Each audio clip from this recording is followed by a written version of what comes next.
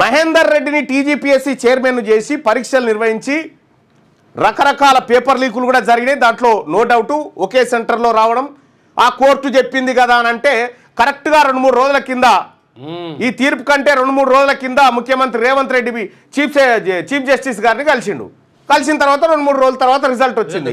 ఇంకా దానికి సంబంధించినటువంటి ఒక టీజీపీఎస్సీ మెంబర్గా మొన్న రిక్రూట్ అయినటువంటి రెడ్డి గారు ఏది ముందే కూసింది అన్నట్టుగా ఇది క్లియరెన్స్ రాబోతుంది, ఇక నెక్స్ట్ గ్రూప్ 2 గ్రూప్ 3 ఉంది అని చెప్పి ముందే చెప్పేసిండు, జడ్జిమెంట్ కంటే ముందే. దాని ఆధారం కావాలని చెప్తా చూడు. వీళ్ళకి ఎట్లా తెలుస్తా ఉంది ఇదంతా? జడ్జిమెంట్ ఏదొస్తుందో కూడా నిర్ణయించేస్తున్నారు వాళ్ళే, ముందే తెలుస్తుంది. ఎట్లా సాధ్యమవుతుంది వీళ్ళకు? 10 నిమిషాలలో కథం చేసిరు. అది నిన్న వాదనలు కూడా 10 నిమిషాలలో కథం, ఇది క్లోజ్ అయ్యి. పాపం ఇప్పుడు ఆయన సింగిల్ జడ్జి చెప్పింది తప్ప.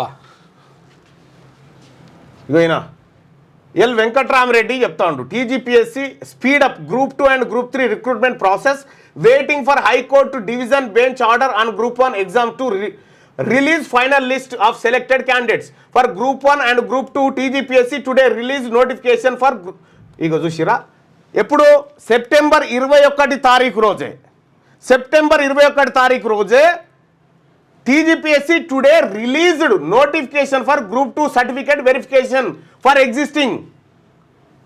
వీళ్ళకి ముందే ఎట్లా తెలిసింది ఈ తీర్పు వస్తుందని? గ్రూప్ 1 రద్దు తీర్పు సస్పెండ్, హైకోర్టులో టీజీపీఎస్సీ ర్యాంకర్ల కూరట. ఎల్ వెంకట్రామరెడ్డి గారు ఇది పెట్టిండని సోషల్ మీడియాలో అంటే ఇప్పుడు తుది తీర్పులకు లోబడి అంటున్నారు. తుది తీర్పు ఏమొస్తుందో, తుది తీర్పు వస్తేంది రాకపోతే ఆల్రెడీ రిక్రూట్మెంట్ జరిగిపోయిన తర్వాత ఈ గ్రూప్ 1 ఉద్యోగాల్లో దొంగతనంగా మన బీసీల తలెడ కాడికే నెత్తుకపోయిన ఉద్యోగాలు 78, ఎస్సీ ఎస్టీల కాడికే నెత్తుకపోయిన ఉద్యోగాలు 6. ఎవరి సొమ్ము ఎవరు తింటున్నట్టు తెలంగాణ రాష్ట్రంలో చెప్పురి. నేను ఒక గతంలో ఒక మాట అంటే మాట్లాడిరు కదా.